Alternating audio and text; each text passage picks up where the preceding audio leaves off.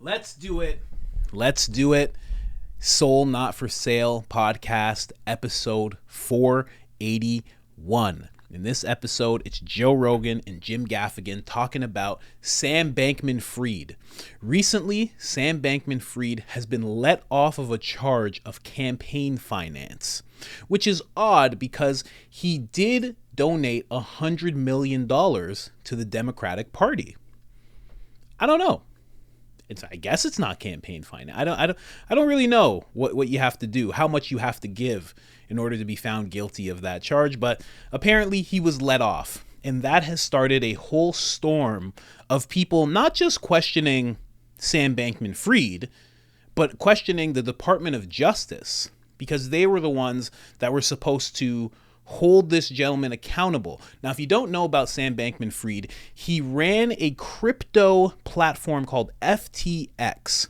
He was said to be worth anywhere from 10 to $20 billion, somewhere in that range. He was very charitable. He was seen as an expert in the crypto field, and his platform ended up defrauding and screwing over a large amount of people. I mean, hundreds of thousands of people who put their life savings into this, who put money they couldn't afford to lose into this, and some who just put money that they could afford to lose. But either way, these were working class people. They're working class people who were just trying to make some extra money, just trying to invest in something that they thought was trustworthy. And it all went just crazy bad for everybody. These people lost their money. I don't know if these people are going to get their money back. There might be some, but not everybody, and it may not be the full amounts that they put in. So all in all, just a terrible experience for hundreds of thousands of people. And this gentleman seems to be getting a very light treatment, to say the least. So I'm going to show you a clip from Twitter, and then I'm going to show you the Joe Rogan clip of him and Jim Gaffigan talking about the whole thing, because it's very interesting what these people are allowed to get away with. Now, I just wanted to bring you to IamCoachColin.com, show you our newest design. It is public enemy number one. Who is public enemy number one, you might ask? Well, it's the cricket connoisseur himself. It's the no gas gentleman himself. It's the please go all electric and stay inside your house man himself, Dr. Evil. We also have a new design. This is for those of you who have survived the biggest psychological experiment ever to be performed on humankind ever. This is your certificate of achievement. That is called the Certified Pureblood shirt for those of you who are unjabbed and proud. You can find all of that at IamCoachColin.com. And if you want 10% off, this is what you do. Here you go. Keys to the mint. All you have to do is go to the discount code area, put in I am Coach Colin. That's all one word, all capital letters, one L on the Colin. Gets you 10% off. And if you've done this already, thank you so much. You are much appreciated. Now let's get into the first clip. Very, very short clip. This right here, make sure, yep, there it is. That's Maxine Waters. That's Sam Bankman-Fried. Take a look at Maxine here. Just blowing Sam a kiss. Wishing him well. Oh yeah. Just very sweet, you know? But you know what? If one of you gave me $100 million, I'd be blowing kisses to you as well. I have to admit. I understand why she's saying that. Here's a little context, because you're going to hear Joe Rogan talking about Sam Bankman-Fried getting off of all charges, just because he just doesn't know about the situation. But here is community notes on Twitter specifying what actually happened. So although Sam Bankman-Fried, his charge on campaign finance was dropped, the defendant is still facing 7 counts of conspiring to defraud customers and 5 charges related to foreign bribery conspiracy and bank fraud conspiracy. This guy's a regular conspiracy theory. This guy's a conspiracy nut. Absolutely ridiculous. So he's still facing these charges, and that is linked to this clip, which is just of him leaving the courthouse. Nothing crazy here. He's just leaving the courthouse here. Right. Okay, now here it is. Sam Bankman-Fried leaving after his... Are you changing your plea? Abruptly. Guys, right front. Mr. Bankman-Fried, Why make the you contact? worried? Are you worried you're going to prison?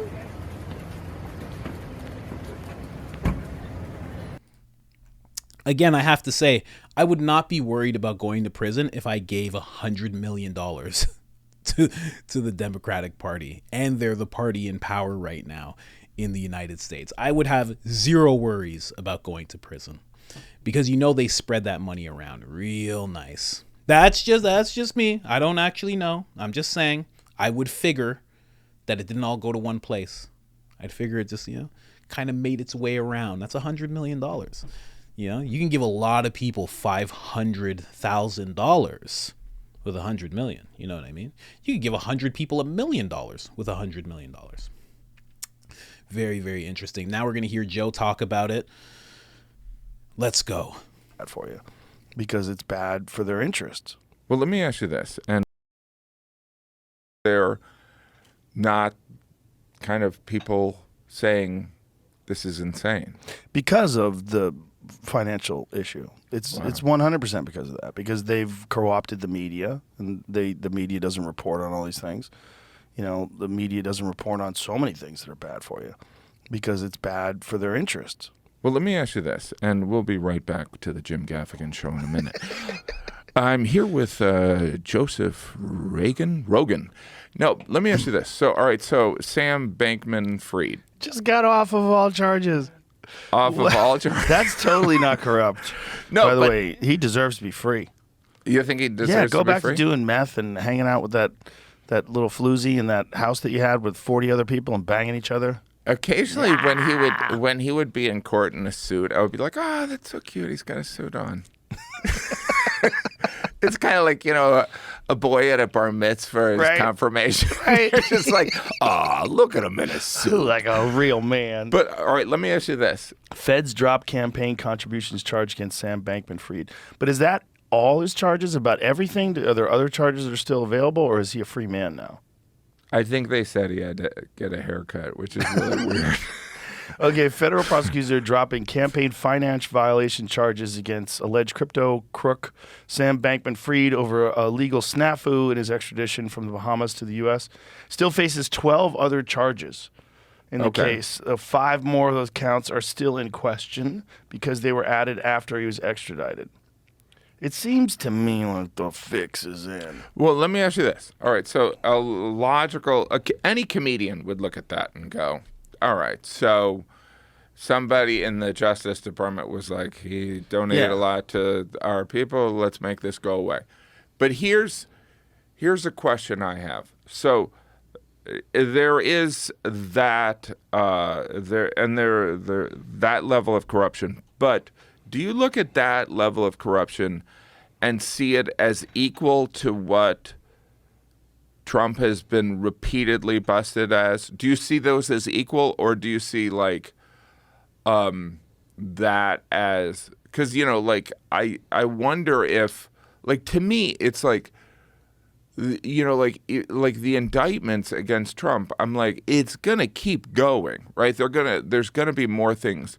Whereas this is vague corruption. I'm not justifying it, but I feel like some people see this as totally equal. You think both sides are equally bad? It's that you would have to go over the case, right? Because the way it's been described to me and the way the CEO was looking at it, he was saying that this is fraud. This is straight out fraud. It's financial fraud, and they were taking clients' money and using it in a way that they were not supposed to. They were funneling it off to Alameda. Yeah. He was not being honest about his connections to that. I don't know all the absolute specifics of the case, but the way it's been described to me is that there is not enough regulation in cryptocurrency, and that these people are allowed to do some really shady shit, and that these people took it to to the far end of this. Right. And, you know, they were making insane amounts of money, and they were doing amphetamines, and they were hanging out and having this polyamorous lifestyle with these bunch of super nerds But banging each other. you shouldn't go to jail for that. Not yet. Not for banging each other. No, I think that's fun. I'm happy that they get to live like that. Like these socially awkward weirdos, all of a sudden they're super rich. If they were doing it above ground, rather, if everything was cool, I would be celebrating them. I'd be like, yay, look at these. They won. Yeah. But a lot of people lost a lot of money. And, you know, there was also they were being exposed by competitors, by Binance, and then it turns out that Binance is fucked too, and they're up their ass with a microscope, and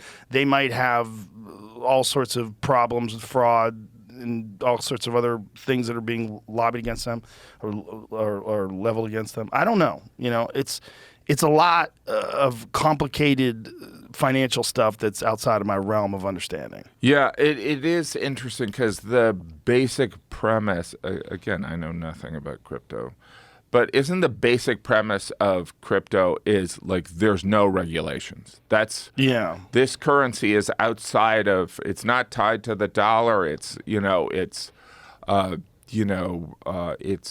there's an independence there. Whereas, so you can't compare that to Martha Stewart going to jail for insider trading. Well, right? Yeah. I mean, the Martha Stewart thing is interesting because Congress does what she did all the time. They get access to information. Oh, yeah, that happened during the pandemic tons of times. I mean, and it's not just a Democrat thing. Everybody points to Nancy Pelosi. It's Republican. It's like literally 100% black and white. I mean, excuse me, red and blue. It's like across the board. Yeah. They're all doing it. And it's just something that I think everyone does that's there. They understand like bills that are going to be passed, and then they immediately start buying stocks. And they've always done that. And it's one of the reasons why they want to be congressmen in the first place. They have access to that information. It's one of the reasons why they go in with a certain income and leave millionaires. Not just millionaires, like insanely rich, hundreds of millions of dollars for six-figure salaries. Wow. Yeah, look, Nancy Pelosi is a better stock trader than both Warren Buffett and George Soros. Her husband is an investment guy, right? Yeah. Or he was an investment guy. Well, he is when he works with her. Right. Like she knows things, he bets, he places the stock options and whee. Right. And then he gets hit in the head with a hammer. That's also, I mean, I remember like and then he gets hit in the head with a hammer. That was ice cold. Jeez. But true. Let me just all the way back to almost the beginning of this clip. What Sam Bankman-Fried and what Trump has done don't even compare. I'm sorry. You got to look into what Sam Bankman-Fried did. You got to look. You could just YouTube victims of Sam Bankman-Fried. There are people who almost ended their lives because of what Sam Bankman-Fried did. And I mean thousands of people with kids who almost ended their lives because of this. There are some people who are still waiting for their money. There are some people who are living check to check who lost everything. This is the worst thing that you could do to the general public. What Trump did, if did anything really wrong in his indictments, does not even come close to what Sam Bankman-Fried did. It doesn't even come close. Also, you're not hearing Trump walking away from charges. Just like, oh, well, they dropped this charge, they dropped that charge. That's not happening. What's really happening here is this guy is getting a lot of leniency because he's donated $100 million to the Democratic Party, the party that's in charge of the government right now. That's why. That's why he's getting this treatment. Because if you look into his case, what they actually said, the reason that these charges got dropped is because when they were extraditing him from the Bahamas, he's been in the Bahamas this whole time. This is not like Andrew Tate in bleak Romania. This guy's been in the Bahamas, of which in the Bahamas, as he was running this whole thing, he was giving money to his parents so they could buy real estate in the Bahamas. And I'm talking about like $30 million worth of real estate, somewhere in that nature, somewhere in that realm. Millions of dollars of real estate. So when I say he was staying in the Bahamas, it's not like he was in a shack. He was in a place that you would be like, I can't believe I get to stay here. Just incredible. So when they extradited him, right now, what they're saying is they don't have the power to find him guilty of these charges because the Bahamas is standing in the way. And I don't know about the pecking order of the world, but I feel like the United States is more powerful than the Bahamas. It's a weird little thing I have. It's a weird little hunch I have, but I feel like the United States could flex their muscle to the extent to make the Bahamas do whatever has to be done in order to find this gentleman guilty of this charge. They're not doing it. Why? Because of $100 million. That's why, obviously. He's blowing kisses to Maxine Waters, for Christ's sake. Like, man, absolutely ridiculous. But it's an interesting story. Sam Bankman-Fried. And you know what's funny? His name is Sam Bankman-Fried. The bank man is freed, obviously. It's like we live in a simulation. It wouldn't even be as weird if his name was like Sam Fraud Guy Escapee.